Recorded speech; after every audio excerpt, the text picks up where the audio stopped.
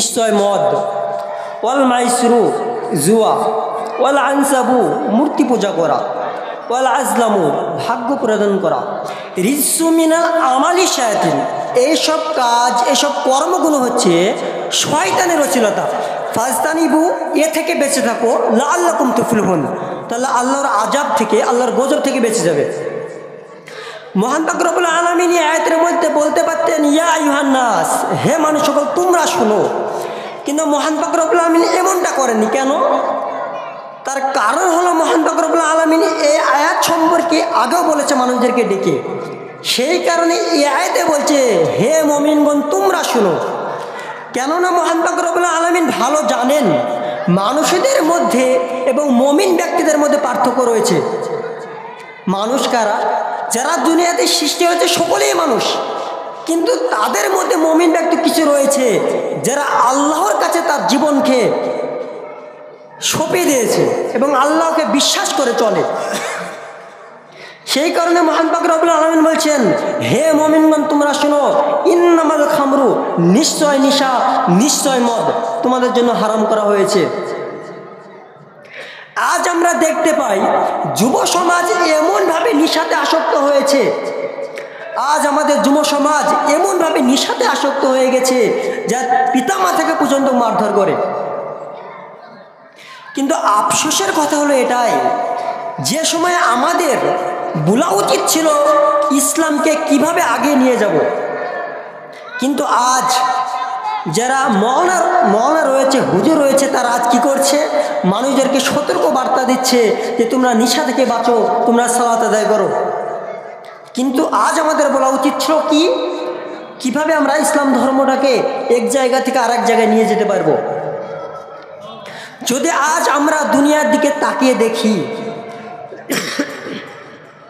তাহলে দেখতে পাবো সকল জায়গায় সব জায়গায় মুসলমানকে মারধর করা হচ্ছে। কেন? কেননা আজ আমরা কোরআন এবং হাদিসের বিমুখ হয়ে গেছি, কোরআন এবং হাদিসকে ছেড়ে দিয়েছি, কেচ্চা কাহিনীতে আমরা লিপ্ত রয়েছি। আসুন, নবী করিম সাল্লাল্লাহু আলাইহি সাল্লাম নিশা সম্পর্কে অনেক হাদিস বলেছে, তার মধ্যে কিছু আমি আপনাদেরকে বলি। আন আবি হুরায়রা قال قال رسول الله صلى الله عليه وسلم, আবি হুরায়রা রাদিয়াল্লাহু থেকে বর্ণনা, তিনি বলেন নবী করিম সাল্লাল্লাহু আলাইহি সাল্লাম বলেছেন সালাসাতু লা ইয়াদখুলুল জান্নাহ, তিন শ্রেণীর ব্যক্তি কখনো জান্নাত যাবে না। তিন শ্রেণীর ব্যক্তি কখনো জান্নাত যাবে না। তার মধ্যে এক শ্রেণীর ব্যক্তি হলো মুদমিনুল খামরে, যে ব্যক্তি নিয়মিত নেশা করে।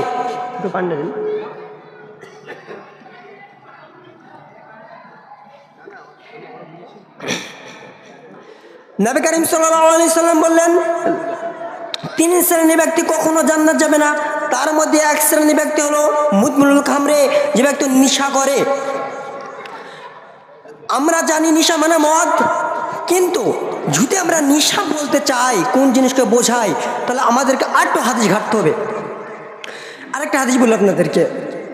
মাসুদিন কল কল রাসূলুল্লাহ সাল্লাল্লাহু আলাইহি সাল্লাম, মাসুদ রাদিয়াল্লাহু থেকে বর্ণনা, তিনি বলেন নবী করিম সাল্লাল্লাহু আলাইহি সাল্লাম বলেছেন কুল্লু মুসকিরিন হারামুন ওয়া মুসকিরিন খামরুন, যে ব্যক্তি অল্প নেশা করলো তাতে তার শরীরের ক্ষতি হলো, এবং অতিরিক্ত নেশা করলে তার হিতাহিতের জ্ঞান হারিয়ে যায়, এটা হলো নেশা।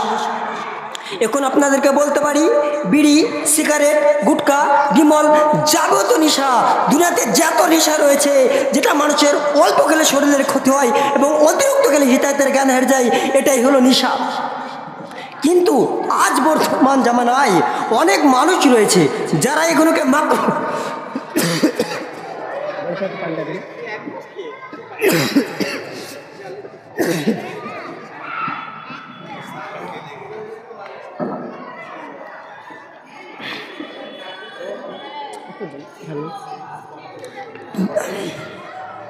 কিন্তু আজ আমরা দেখি অনেক মানুষ রয়েছে তারা জানে বিড়ি খাওয়া হারাম, তারা জানে এগুলো খেলে আমরা গুনাহগার হব, তারপরেও তারা খায় এবং পান করে।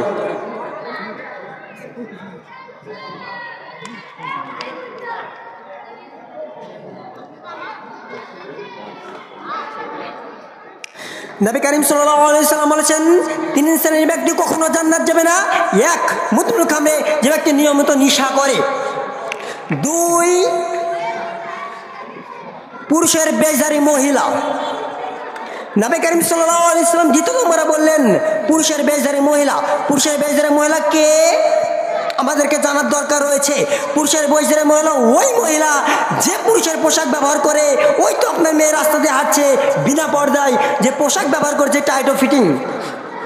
আপনার মহিলার ব্যাপারেই বলেছে নবী করিম সাল্লাল্লাহু আলাইহি সাল্লাম যে আপনার মহিলা কখনো জান্নাত যাবে না। 3, আদাউস, ওই পুরুষ, ওই বাড়ির পুরুষ যে তার পরিবারকে বেহাপনার সুযোগ দিয়ে দিয়েছে।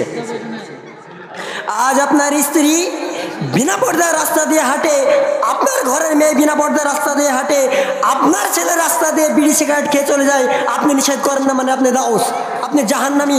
এটা আল্লাহ রাসূল বলেছেন, আমি নয়। আসুন আরেকটু হাদিসের দিকে আসি।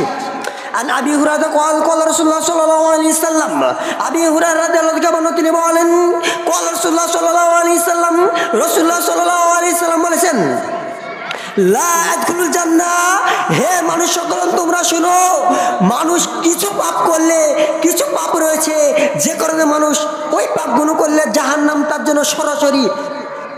দুনিয়াতে এমন কিছু পাপ রয়েছে যে পাপের কারণে নবী করিম সাল্লাল্লাহু আলাইহি সাল্লাম বলেছেন এসব পাপগুলো করলে তোমরা সরাসরি জাহান্নামে চলে যাবে। তার মধ্যে একটি রয়েছে মুদ্রুল খামরে, যে ব্যক্তি নেশা করে। দুনিয়াতে অনেক পাপ রয়েছে, যেমন সুদ। সুদ অনেক বড় পাপ। কেউ যদি 1 টাকা সুদ খায় তাহলে তার মায়ের সাথে 70 বার জেনা করার সমান পাপ। তারপরও আল্লাহ রাসূল বলেনি তুমি সরাসরি জাহান্নামী, তারপরেও বলেনি তুমি সরাসরি জাহান্নামী। কেন আল্লাহ রাসূল বললেন যে তুমি যদি নেশা করো তুমি সরাসরি জাহান্নামী? তার কারণ রয়েছে। দুনিয়াতে আরো কিছু পাপ রয়েছে যেসব পাপগুলো করলে সরাসরি জাহান্নামী। তার মধ্যে একটি হলো একটি মহিলা বিনা পর্দায় চলা। দুনিয়াতে অনেক পাপ রয়েছে যে পাপগুলো অনেক বড় পাপ, ছোট অনেক বড় পাপ। তারপর আল্লাহ রাসূল বলেনি তুমি সরাসরি জাহান্নামে চলে যাবে। কিন্তু আল্লাহ রাসূল কেন বললো যে বিনা পর্দার মহিলা যারা রয়েছে তারা সরাসরি জাহান্নামে যাবে? তার কিছু কারণ রয়েছে। কিন্তু আফসোস আজ আমরা হাদিস ও কোরআনকে ঘেঁটে দেখি না। যদি কোনো বক্তা, কোনো মওলানা যদি এসে বলে দিয়েছে যে তোমরা বিড়ি থেকে বেঁচে থাকো, তাহলে বক্তা ওখানে শেষ। মহাপিলার লোক কি থাকে না, সব বাড়ি চলে যায়। কেন? আজ আমরা ইহুদিদের দালাল হয়ে গেছি। কি ইহুদিদের নেশা হলো যে তোমরা বিড়ি সিগারেট থেকে দূরে থাকো, এগুলো ইহুদিদের নিয়ম। কিন্তু আজ আমরা ইহুদিদের নিয়মগুলো পালন করে ফেলেছি।